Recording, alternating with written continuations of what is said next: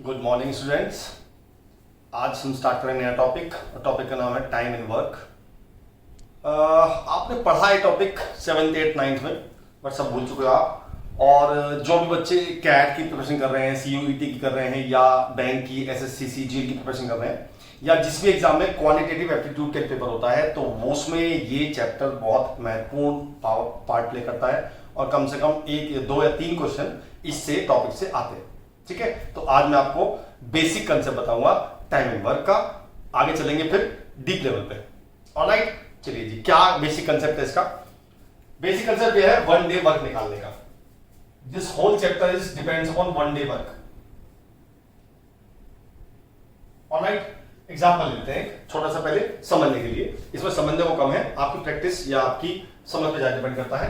पहली बात है कि अगर ए एक काम को करता है 30 डेज में और बी उसी काम को करता है 20 डेज में, और मुझे बताना है कि जब ए और बी दोनों मिलके इसी काम को करेंगे तो वो कितने दिन में कंप्लीट कर लेंगे। अगर आपको लगता है कि 30 + 20 50 डेज में करेंगे तो ऐसा आपको गलत लगता है, क्योंकि अगर 2 आदमी मिलकर करेंगे तो वो टाइम कम होता जाएगा।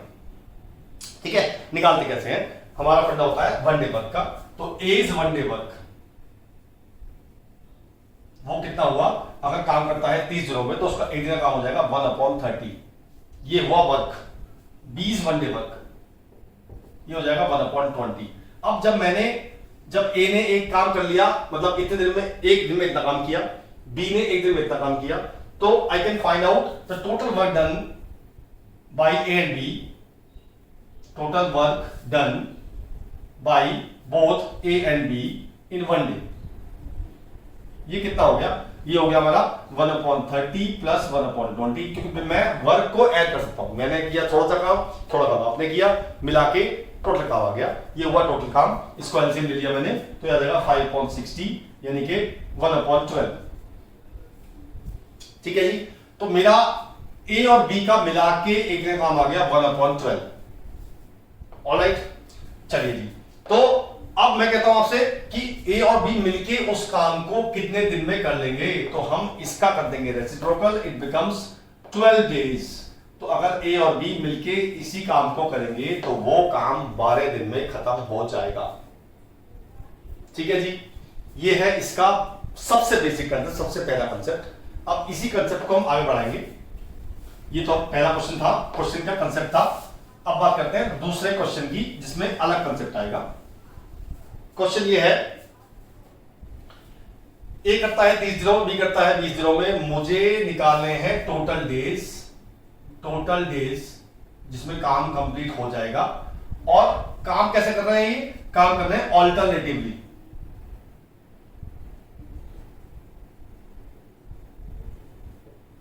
और ए ने स्टार्ट किया है, इसमें मैटर करेगा कि क्या स्टार्ट करेगा। चलिए कैसे करते हैं, हम निकालते हैं पहले ए का एक दिन का काम, वो आ गया 1/30। फिर निकालते हैं बी का एक दिन का काम, ये आ गया 1/20। मैं दोनों को ऐड कर दिया, ये मेरा आ गया था 1/12। ठीक है, अब जब 1/12 आ गया तो आप ही सोचो ये कितने दिन का काम आ गया? ये आ गया 2 दिन का काम। ठीक है, तो ये हुआ 2 डेज वर्क। ठीक है, उसके बाद अगले 2 दिन फिर ऐसे काम करेंगे, अगले 2 दिन फिर ऐसे काम करेंगे। ऐसे ही ये 12 बार करेंगे तो 24 दिन लगेंगे इनको काम करने में। आप ये चेक कर सकते हो कि मैं 1/12 + 1/12, ऐसा मैं अगर 12 बार करूं तो टोटल आएगा 12/12। ये होता है 1। और ये बात बताना मैं आपको भूल गया, या अब आप देख लीजिए, टोटल वर्क इज ऑलवेज 1।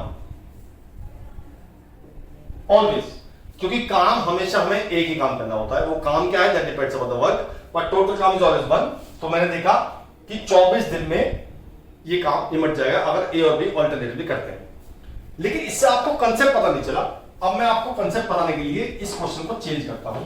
अब ए करता है एक काम को 10 दिन में और बी करता है 12 दिन में। लेते हैं 10 दिन में और 12 दिन में। अब मैं निकालूंगा ए का वन डे वर्क और बी का वन डे वर्क। ए का वन डे वर्क आ गया 1/10, बी का वन डे वर्क आ गया 1/12।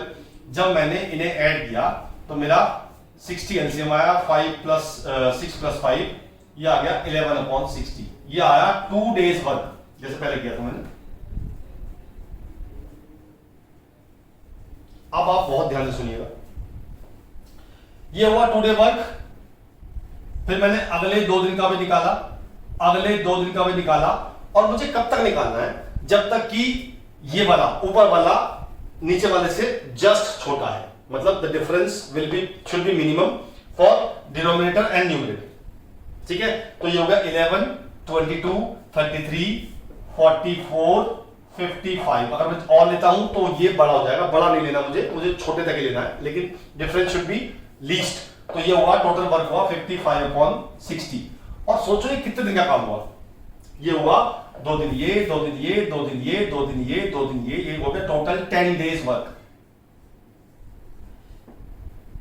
ठीक है जी, अब बात करते हैं रिमेनिंग वर्क की। देखिए मैंने बताया टोटल काम इज ऑलवेज 1, तो what will be the remaining work after 10 days? तो मैंने 1 में से इस काम को माइनस कर दिया, ये आ गया मेरा 5/60, यानी कि मेरा 1/12 आ गया वर्क।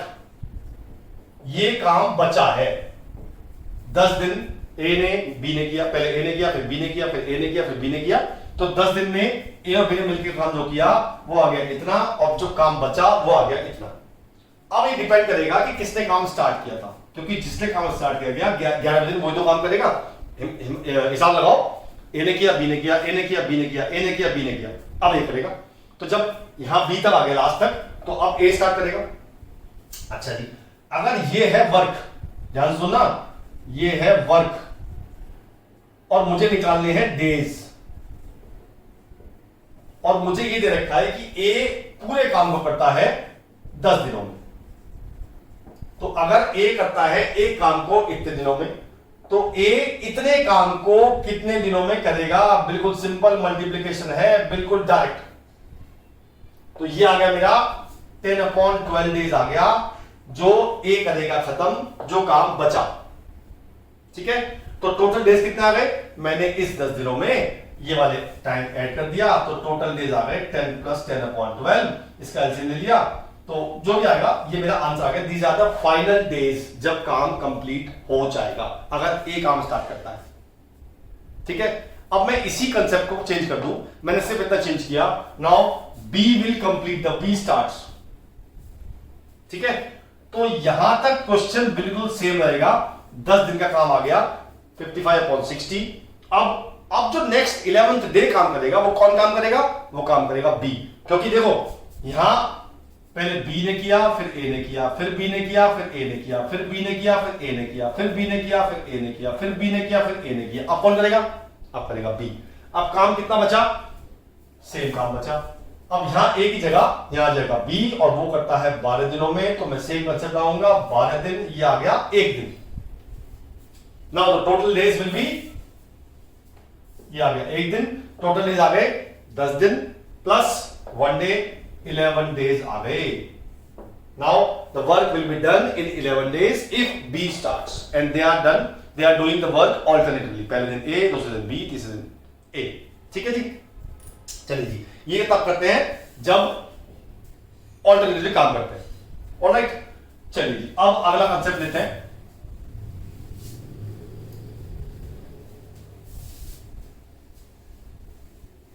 इसी क्वेश्चन को आगे बढ़ाते हैं और कंसेप्ट इसमें नया ऐड करते हैं। सेम कंसेप्ट सेम लेते हैं, ए करता है 10 दिनों में और बी करता है 12 दिनों में। ठीक है जी, अब क्या हुआ, क्वेश्चन में चेंज किया, आप चाहो तो नोट कर लो। क्वेश्चन ये है, if B leaves 2 days, if B leaves 2 days before completion of the work.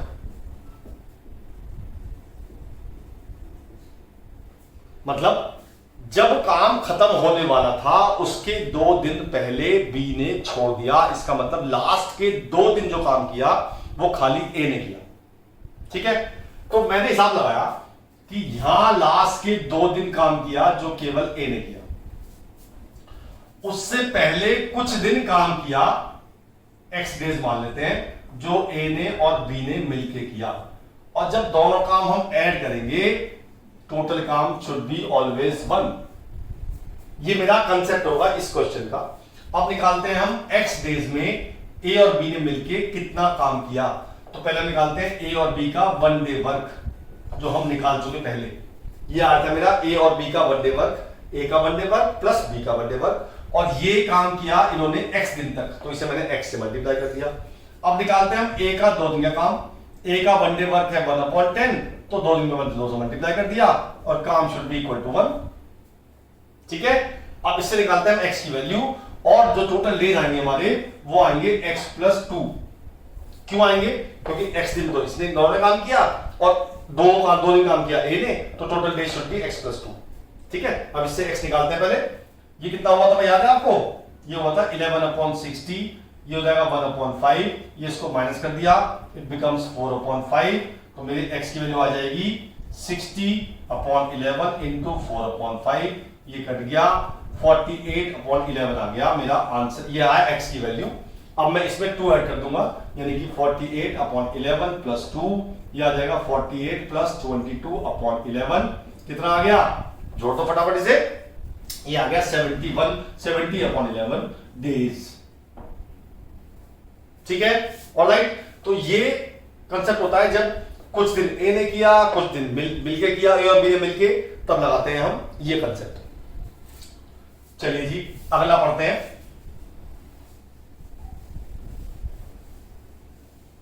अगले कंसेप्ट में 2 चीज नई टर्म आई। पहला, 2 तरह के टाइम होते हैं, एक तो एक्चुअल कंप्लीशन ऑफ टाइम, एक होता है scheduled completion of time, scheduled completion of work. Actual जो हमने अभी निकाला इससे पहले क्वेश्चन में, हमें पता नहीं था कितना टाइम लगेगा, तो मैंने x डेज निकाले, उसमें 2 ऐड कर दिया, this total will be the actual completion of work आ गया मेरा। ठीक है, now what will be the scheduled completion of work, time of scheduled completion of work. ये हम कैसे निकालते हैं? ये हमें पता होता है। कैसे? अगर मैं उसमें बोलूं कि ए करता है 10 दिनों, बी करता है इतने दिनों में, तो दोनों मिलके काम कितने दिन में कर लेंगे?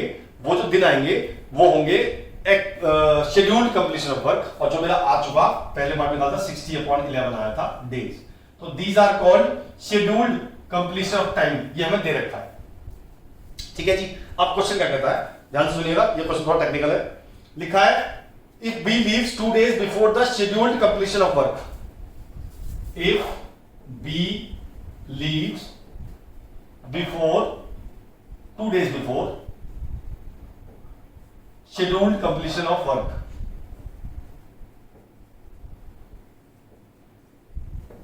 इसका मतलब क्या हुआ? हमारा शेड्यूल्ड कंप्लीशन था इतने डेज का, यानी कि इसके ठीक 2 दिन पहले बी छोड़ गया।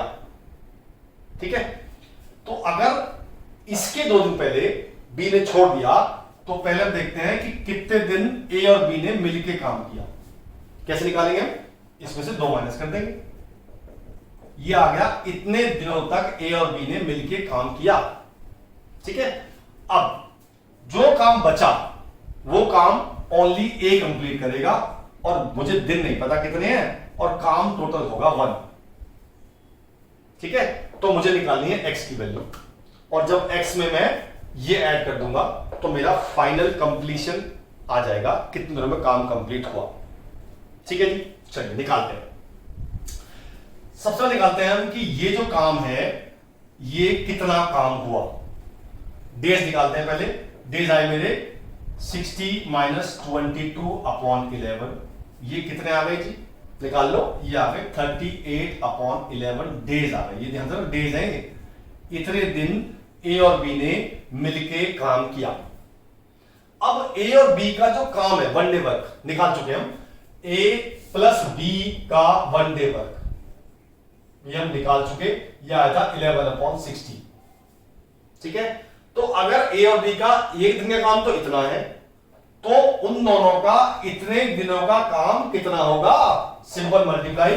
तो ए प्लस बी का जो वर्क आ गया इन इतने डेज, वो आ गया दिस इंटू दिस, यानी कि 11/60 इंटू 38/11, तो ये आ गया 19/30 वर्क। इतना वर्क आ गया जो इन्होंने ये वाला कर लिया इतने दिनों में।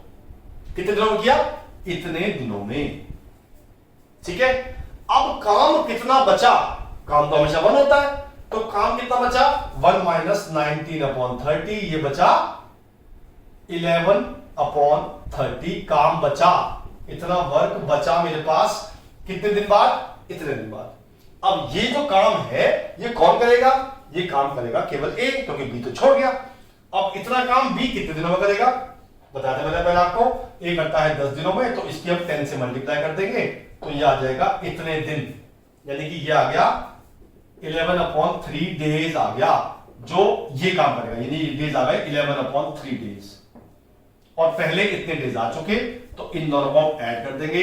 That will be my final days, जितने दिनों में काम कंप्लीट होगा।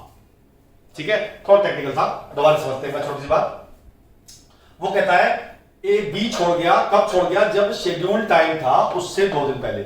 शेड्यूल टाइम मुझे पता होता है, ये था शेड्यूल टाइम, इससे 2 दिन पहले मैंने 2 माइनस किया, इतने दिन आ गए। इतने दिन काम कितने किया? ए और बी ने मिलकर किया, क्योंकि बी छोड़ गया इसके बाद। अब इतने दिनों में ए और बी कितना काम करेंगे वो निकालने के लिए मैं निकाला ए और बी का वन डे वर्क, वो मैंने ये आया। तो अगर ए और बी का वन डे वर्क इतना है, तो ए और बी का इतने दिनों का काम कितना होगा? दिस इंटू दिस, वो निकाल लिया, 19/30। अब निकालिए मैंने, जो ए काम करेगा वो कितना काम करेगा, तो मैंने उसको माइनस किया, ये आ गया इतना वर्क। ठीक है, ये ए का देगा, ए का है 10 दिन में, इंटू 10 कर दिया, ये डेज आ गए। नाउ दिस प्लस दिस कर देंगे, that will be my final answer. Alright, बढ़िया क्वेश्चन था ये। आगे चलते हैं।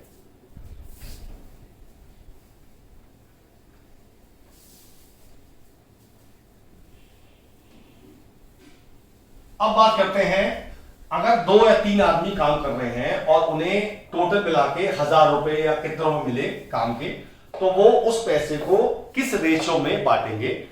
तो वो रेशो होती है उनके वन डे वर्क से। मतलब अगर ए करता है 10 दिनों में, बी करता है 12 दिनों में, और उन्हें एक काम करने के मिले 3000 रुपए, तो ए के हिस्से में कितने आएंगे, बी के हिस्से में कितने आएंगे? तो पहले निकाल दो रेशो। तो रेशो हो गया ए का one day work ratio B का वन डे वर्क, ये हो गया amount of A ratio amount of B. ठीक है, अब इसको हम सही करने के लिए इन दोनों का निकालते हैं एलसीएम और उसकी मल्टीप्लाई कर देते हैं ऊपर। इनका एलसीएम कितना आता है निकाल लो, 60 आता है। तो मैंने 60 से मल्टीप्लाई किया, तो ये आ गया 6:5, यानी कि जो पैसा है वो हमारा इस रेशो में बटेगा। ठीक है, तो ए के हिस्से में कितना आएगा, कैसे निकालते हैं? जो ए का रेशो है अपॉन इन दोनों का टोटल निकालते हैं, और जितने पैसे हमें मिले थे 3000 रुपए, तो मेरा आ गया 6 इंटू 3000/11, ये रुपीज आ गए मेरे ए के। अब मुझे बी के निकालने हैं, सेम प्रोसीजर, बी का रेशो अपॉन इनका टोटल इंटू 3000, ये आ जाएगा 5 इंटू 3000/11, ये आ गए मेरे बी का अमाउंट। ठीक है, तो अमाउंट जो बढ़ता है वो वन डे वर्क की रेशो में बढ़ता है। ऐसे 2 होंगे, 3 होंगे, 4 होंगे, ऐसे हम बांट सकते हैं। ऑलराइट, चलिए ये था टाइम मैनेजमेंट का बेसिक कंसेप्ट। आगे पढ़ेंगे, दोबारा अच्छे क्वेश्चंस करेंगे और प्रैक्टिस करेंगे। तब तक के लिए बाय बाय। अच्छा हाँ, अगर आपको वीडियो पसंद आया लाइक शेयर और सब्सक्राइब कर दीजिए। Alright, thank you.